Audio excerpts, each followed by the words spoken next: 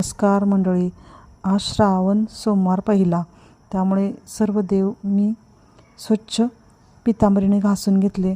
त्यानंतर कच्च्या दुधामध्ये 1 केळ, 1 चमचा साखर, मध, लिंबू, दही घालून अभिषेक तयार करून घेतला. सर्व देवांना अभिषेक घातला.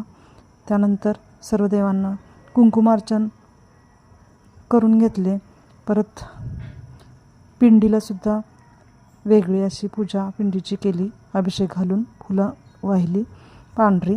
त्यानंतर मी सर्व देवांना फुलं घातली.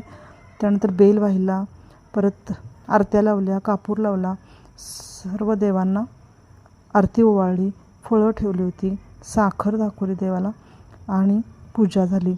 व्हिडिओ कसा वाटला तुम्हाला? व्हिडिओ आवडला असेल तर व्हिडिओला लाईक करा, नवीन असेल तर सबस्क्राईब करा. धन्यवाद. पुन्हा भेटू पुढच्या व्हिडिओमध्ये. Bye bye.